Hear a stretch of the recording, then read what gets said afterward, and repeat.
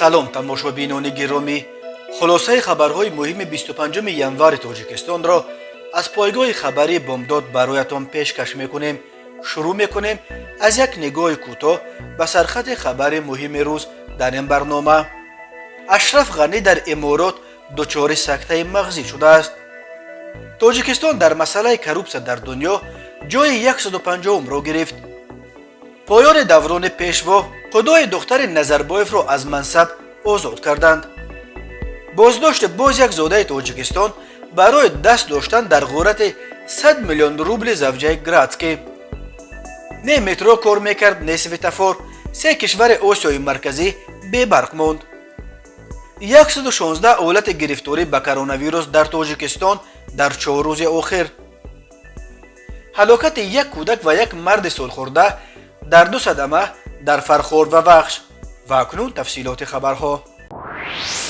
ашраф ғанӣ, раис ҷумҳури собиқи Афғонистон, ки баъди фирораш аз кишвар дар Имороти Муттаҳидаи Араб ба сар мебарад, рӯзи 24 январ дар манзилаш дар пойтахти Иморот шаҳри Абузабӣ дучори сактаи мағзӣ шудааст. ба гуфтаи манобеи огоҳ дар Иморот, ашраф ғаниро дар ҳолати вазнин ба бемористони Шайх Зоид оварданд ва ӯ ҳоло дар шӯъбаи эҳёи ин бемористон таҳти муроқибати пизичкон қарор дорад. иттилои аз ин бештаре дар бораи бемории ашраф ғании 72-сола ва вазъи кунунии саломатиаш дар ҳоли ҳозир дастрас нест. ашраф ғанӣ, ки дар интихоботҳои баҳсбарангези солҳои 2014 ва 2019 ба рақиби асосияш доктор Абдуллоҳ ғолиб эълон шуда тақрибан 7 сол президенти Афғонистон буд. 15 августи соли 2021 пойтахти кишвараш шаҳри Кобулро бидуни ҷанг ба ҷангҷӯёни ҷунбиши тунрави Толибон супурда аз кишвар фирор кард. гуфта мешуд, ки чархболҳои Ашраф Ғанӣ ва атрофиёнаш аввал кӯшиш карданд, ки дар фурудгоҳи бохтари Тоҷикистон поин шаванд, вале вақте ки ба онҳо иҷозати дар Тоҷикистон нишастан надоданд, ба Узбекистон рафта дар фурудгоҳи Термиз нишастанд. ашраф Ғанӣ аз Узбекистон сипас ба Дубай парвоз кард. сафорати Русия дар Афғонистон он вақт гуфт, ки Ғанӣ ва атрофиёнаш бо 4 чархболи пур аз пул тарки Кобул карданд. як намояндаи сафорати Русия гуфт, пули ба фурудгоҳ овардаи онҳо он қадар зиёд буд, ки дар чархболҳо нағунҷид ва чандин халтаи пулро онҳо дар майдони ҳавоӣ партофтанд. Зоҳир Ақбар, сафири Афғонистон, дар душанбе хабар дод, ки ашраф Ғанӣ қабл аз фирораш 169 миллион доллар пули нақдро аз хазинаи давлат бо худ гирифта ба яғмо бурдааст.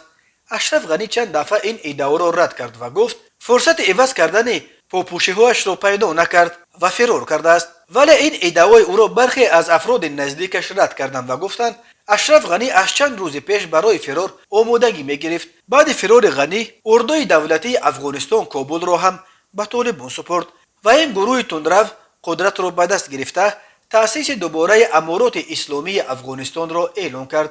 бисёриҳо Ашраф Ғанӣ ва атрофиёни ӯро ба чунин зуд ва беҷанг супурдани ҳукумат ба Толибон айбдор мекунанд. созмони байналмилалии шаффофияти байналмилалӣ, ки сатҳи коррупсия дар кишварҳои дунёро пайгирӣ мекунад, рӯзи 25 январ гузориши солонаашро бо номи индекси коррупсия 2021 нашр кард. тоҷикистон дар радабандии имсола дар ин гузориш низ дар байни 180 кишвари дунё аз нигоҳи сатҳи коррупсия бо 25 имтиёз аз 100 имтиёзи мумкин ҷойи 150-умро гирифтааст. тоҷикистон аз соли 2018 ба ин тараф инак 4 сол боз дар гузоришҳои солонаи созмони шаффофияти байналмилалӣ аз 100 имтиёзи мумкин ҳамагӣ 25 имтиёз ба даст меорад. баҳои ҳазама баланди тоҷикистон 26 имтиёз дар гузориши соли 2015 замоне буд, ки писари калонии президент Рустами Эмомалӣ ба мақоми раҳбари агентии мубориза бо коррупсия таъин шуд. вале баҳои ҳазама паст 21 имтиёз вазинаи 161, яъне дар 20 гунаи кишварҳои фасодзадатарини ҷаҳон насиби тоҷикистон дар соли 2017 шуд. соле ки Рустами Эмомалӣ аз агентии мубориза бо коррупсия рафт ва 13 афсари баландпояи ин ниҳод бо ҷурми ришвахӯрӣ ва ҷиноятҳои дигари коррупсионӣ боздошт ва маҳкум ба зиндон шуданд. тоҷикистон коррупсияро як монеаи умда дар рӯи рушди кишвар ва ҳатто таҳдид ба амнияти миллияш меномад ва барои мубориза бо он ҳанӯз соли 2017 агентии алоҳидаи мубориза бо коррупсияро ташкил кардааст. ولی منتقدون میگویند مبارزه مقامات تاجیکستان با کروپسیا با بازداشت مایچه‌های خرد چون کارمندان جماعت و کمیساریات‌های حربی و معلمان و زمینسازان محدود شده، کسی به نهنگ‌های بزرگی که اکثرش تحت حمایه نفران پرنفوذ از رده‌های بالای حکومت تاجیکستان قرار دارند کار نمیگیرد. از کشورهای دیگر منطقه در رده‌بندی سازمان شفافیت بین المللی موقعی از همه بلند زینه 102 را با 37 امتیاز قزاقستان به دست آورده، ازبکستان با 28 امتیاز در زینه 140 و قرقیزستان با 26 امتیاز در زینه 144 قرار گرفتند. از تاجیکستان پایانتر تنها ترکمنستان قرار دارد که در رده‌بندی سازمان شفافیت بین المللی همگی 19 امتیاز و زینه 169 را به دست آورده است. روسیه با 29 امتیاز در این رده‌بندی در زینه 136 گذاشته شده است. با وجود موقع نسبتا بلندش، مؤلفان گزارش اعتراضهای اخیر به ضد نرخ سوزشواری، کروپسیا و نابرابری در قزاقستان را نیز یادآور شده ذکر کردند که مقامات این کشور در عرصه مبارزه با کروپسیا به خانواده رئیس جمهور سابق نورسلطان نظربایف کاردار نمیشوند. در رده‌بندی سازمان شفافیت بین المللی دانیا، زلندیای نو و فنلاندیا با 88 امتیاز از 100 امتیاز ممکن کشورهای از کروپسیا پاکترین دنیا اعلان شدند. به دهگانه کشورهای پاکترین همچنین نروژ، سنگاپور، شویتزاریا، هلند، لوکزامبورگ و آلمان شامل شدند. زینه‌های اعظم پایان این رده‌بندی را سوریه، سومالی و سودان جنوبی اشغال کردند. از 100 امتیاز ممکن همگی 13 امتیاز به دست آوردند. در بین کشورهای فسادزده‌ترین دنیا همچنین ونزوئلا با 14 امتیاز، همچنین یمن، کره شمالی و افغانستان که همگی 16 امتیاز دارند جای گرفتند. در گزارش این نکته تاکید شده است که کشورهای از کروپسیا پاکترین همه کشورهای صاحب نظام دموکراتی اند و برعکس کشورهای از همه فسادزده‌ترین همان دولت‌هایی اند که حقوق و آزادی‌های مردم را پایمال می‌کنند. طوری به نظر می‌رسد خویش و تبار پرزیدنت سابق قزاقستان نورسلطان نظربایف پای از منصب‌های کلیدی در این کشور محروم گشته ایستادند. روز 25 ینور پرزیدنت کنونی قزاقستان قاسم ژامارت توقایف بیریک ایماشوف 61 ساله خدای دختر نظربایف را از مقام رئیس کمیسیون مرکزی انتخابات برکنار و به جای او سناتور امکنون سابق نورلان عبدیروف را تعیین کرد. بیریک ایماشوف از سال 2016 رهبری کمیسیون مرکزی انتخاباتی را در دست داشت. او از اعضای سابقه‌دار حکومت نظربایف بوده قبلا چندین سال وزیر عدلیه، معاون رئیس دستگاه پرزیدنت، مشاور پرزیدنت، کاتب شورای امنیت و وکیل سنات بود. ایماشوف خدای داریغه نظربایف و دختر کلانی پرزیدنت سابق است. نورعلی علیف پسر کلانی داریغه با عایده دختر بیریک ایماشوف ازدواج کرده است. زمان انتخابات پارلمانی سال 2021 کمیسیون مرکزی انتخابات با نشر یک اظهارات ویژه گفته بود در رهبری این نهاد کار کردن ایماشوف در شرایطی که خدایش داریغه نظربایف و نامزد به وکیل پارلمان است هیچ مخالفت به قانون ندارد. ایماشوف در حال ترک مقام کرد که به باوری ناظران امور در قزاقستان بین طرفداران پرزیدنت های قبلی و کنونی نظربایف و توقایف مبارزه شدیدی برای تقسیم قدرت جریان دارد. این مبارزه ها بخصوص بعد اعتراض های خونین اول ماه ینور در قزاقستان که بیش از 200 کشته به جا گذاشت شدت گرفتند و آشکارتر شدند. روز 18 ینور نظربایف در یگانه پیام ویدیویش بعد حوادث اخیر کوشش کرد خود را آرام و خونسرد نشان دهد و اصرار می‌ورزد که بین او و توقایف اختلافی وجود ندارد، ولی طوری به نظر می‌رسد تلاطم تحولات دیگر به گونه‌ای نیست که رهبر سابق قزاقستان می‌خواهد تصویر یا تصور کند. در جریان اعتراضها یک شعار اساسی مردم شالکت موی سفید برو بود که منظورشان کاملا از قدرت رفتن نظربایف بود.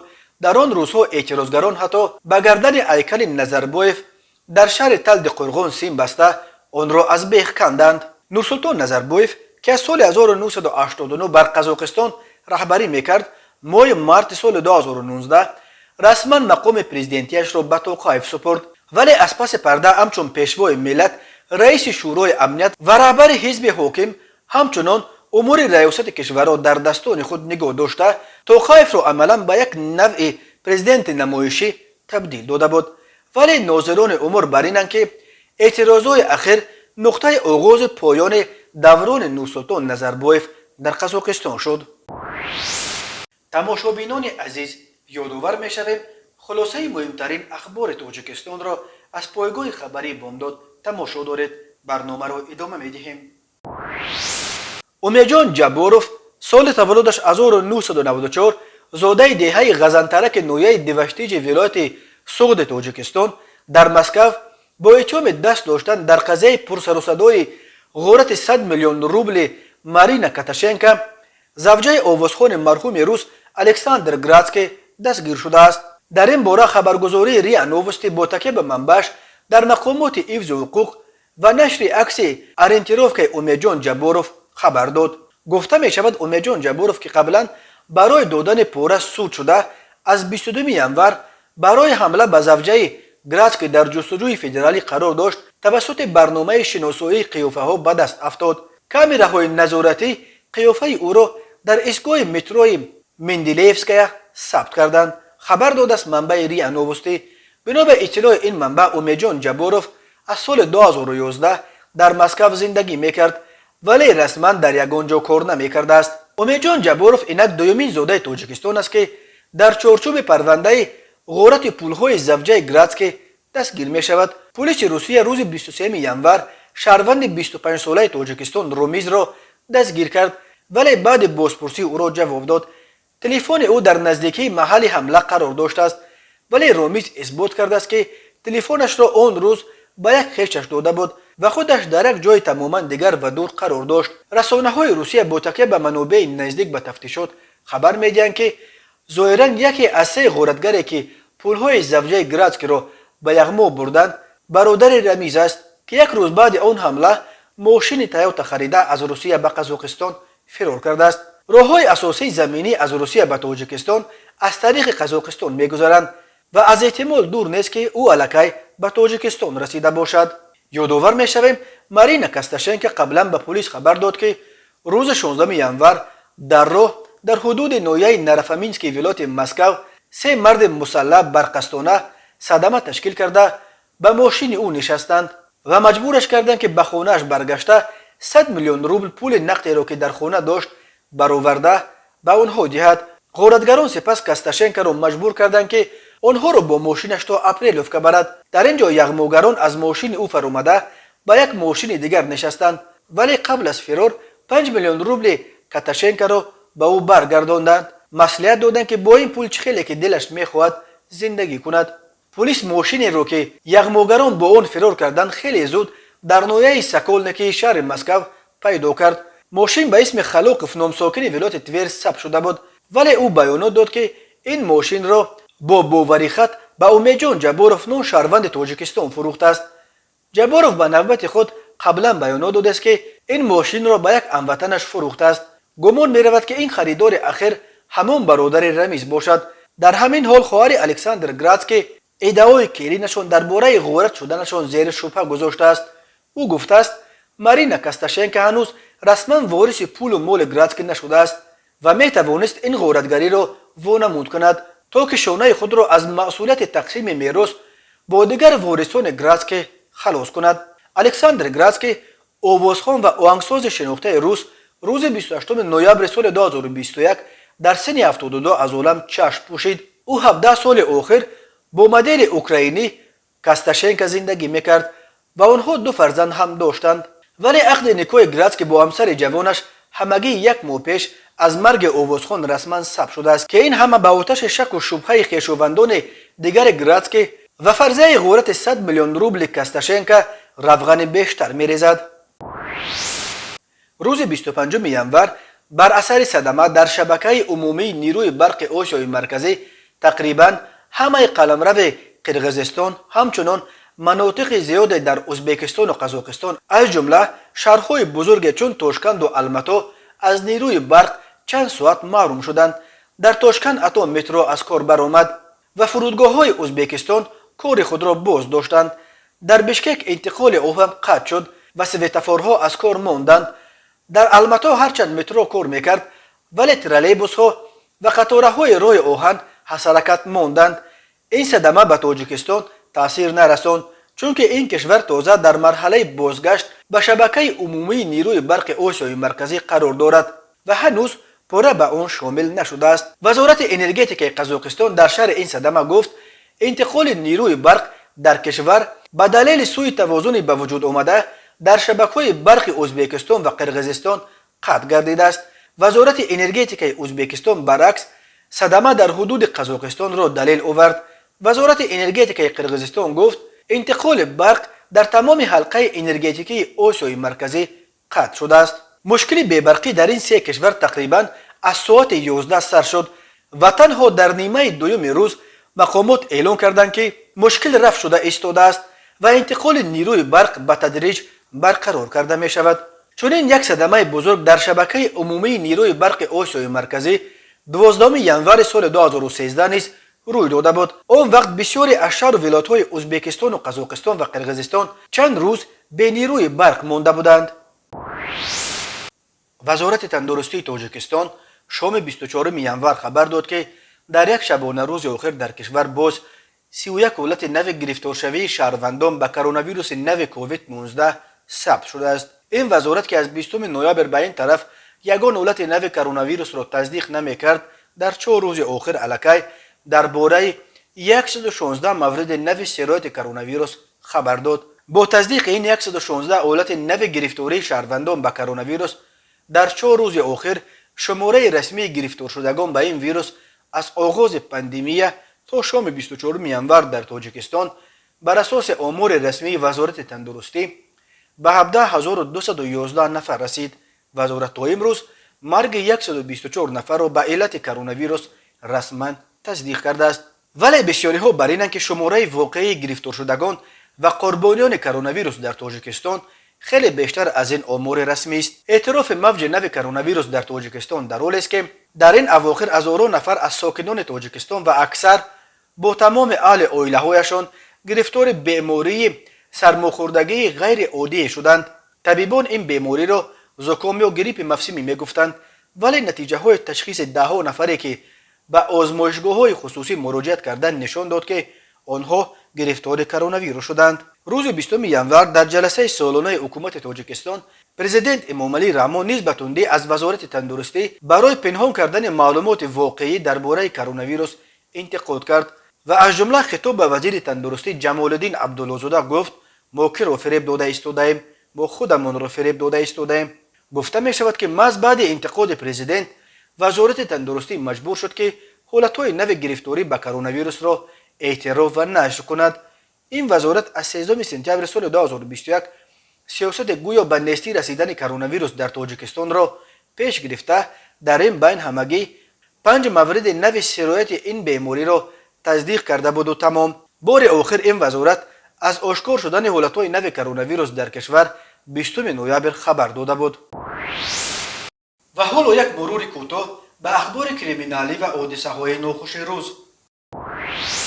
مرکز مطبوعات وزارت کارهای داخلی تاجیکستان از 2 صدمه مرگ‌آور در جنوب این جمهوری خبر داد. بنا به این منبع شب 23 ینور تخمین ساعت 22:30 راننده ماشین تمغه دیو سیلا تباروف سمریدین سال تولدش 1999 ساکن نویه فرخار هنگام حرکت در راه ماشینگرد این نویه از عهده اداره واسطه نقلیات نبر آمده به ماشین تمغه اوپل ویکترا تحت اداره محسدینوف باباجان سال تولدش 1974 ساکن امین نویه برخورده است. در نتیجه صدمه مسافر اوپل ویکترا ولی و نگینه سال تولدش 1982 ساکن شهر دوشنبه و فرزند خردسال راننده اوپل محسدینوف یوسف جان سال تولدش 2016 ساکن نویه فرخار جراحت وزن جسمانی برداشته در بیمارخانه بستری کرده شدند. متاسفانه خردسال محسدینوف در بیمارخانه به هلاکت رسیده است. اینچنین روز 24 ینور تخمین ساعت 12:00 راننده ماشین تمغه اوپل ویکترا عمروف شیر محمد سال تولدش 1986 ساکن نویه وخش هنگام حرکت در حدود نویه ذکر گردیده از عهده اداره واسطه نقلیات نبر آمده به ماشین تمغه فورلند تحت اداره ронанда ғоибов тоҷиддин соли таваллудаш 1986 сокини амин нояб бархӯрда аст. дар натиҷа мусофири опел вектора абдураҳмонов сайфиддин соли таваллудаш 1960 сокини нояи вахш ҷароҳати вазнини ҷисмонӣ бардошта дар ҷои ҳодиса ба ҳалокат расидааст. таҳқиқи ин ду ҳодиса идома дорад. роҳҳои тоҷикистон аз лиҳози садамаҳо роҳҳои хатарнок ба шумор мераванд. дар умум ҳар сол бар асари садамаҳо дар роҳҳои ҷумҳурӣ садҳо нафар ҳалок ё маҷрӯҳ мешаванд. нисбати марди 27-солаи сокини шаҳри хуҷанд ки пеш бо моддаи 247 қисми 3 кодекси ҷиноятии ҷумҳури тоҷикистон суд шудааст, аз тарафи кормандони шӯъбаи вазорати корҳои дохилаи амин шаҳр парвандаи ҷиноятӣ бо моддаи 247 қисми 3 кодекси ҷиноятии ҷумҳури тоҷикистон бо гумони содир намудани ҷинояти қалъобӣ оғоз карда шудааст. номбурда 22 январи соли 2022 бо роҳи фиреб ба боварии марди 52-солаи сокини шаҳри хуҷанд даромада аз ӯ автомашини тамғаи Honda SR-ро ба маблағи 105 000 сомонӣ нархгузорӣ карда гирифта, 44 000 сомониашро дода, боқӣ монда 61 000 сомониро то ҳол барнагардонидааст. инчунин ҳангоми гузаронидани чорабиниҳои оперативии ҷустуҷӯӣ аз ҷониби кормандони шӯъбаи вазорати корҳои дохилаи 2 нояи Фирдавсӣ зани 31-солаи сокини пойтахт ҳамчун гумонбар дар содир намудани ҷинояти қалъобӣ дастгир карда шуд. номбурда соли 2018 бо роҳи фиреб ба боварии зани 52-солаи сокини шаҳри Душанбе даромада аз ӯ ҷавоҳироти гуногуни тиллоиро ба маблағи 34 $290,000 амрикоӣ гирифта, то ҳол маблағашро барнагардонидааст. оид ба ин ҳодиса тафтишот идома дорад. ба шӯъбаи вазорати корҳои дохила дар нояи 8 бо аризаи марди 60-солаи сокини нояи мазкур муроҷиат намудааст ки 11 декабри соли 2021 шахсони номаълум бо роҳи пинҳонӣ ба хонаи истиқоматиаш даромада аз он ҷо 3 адад таҷҳизоти барқӣ ва 4 халта меваи зардолуро дуздида аз ҷои ҳодиса ғайб заданд. зарари расонидашуда 6 000 сомониро ташкил медиҳад. ҳангоми гузаронидани чорабиниҳои оперативии ҷустуҷӯӣ аз ҷониби кормандони милитсия ноболиғони 16 ва 17-солаи сокини нояи зикригардида ҳамчун гумонбар дар содир намудани ҷинояти дуздӣ дастгир карда шуданд.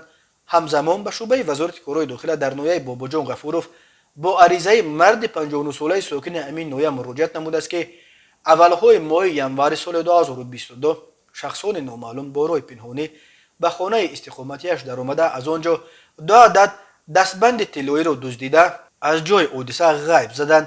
зарари расонидашуда 8 000 сомониро ташкил медиҳад. зимни гузаронидани чорабиниҳои оперативии ҷустуҷӯӣ аз ҷониби кормандони милитсия ҷавони 27-солаи сокини нояи зикригардида ҳамчун гумонбар дар содир намудани ҷинояти дуздӣ дастгир карда шуд. оид ба ҳолати мазкур тафтишот идома дорад.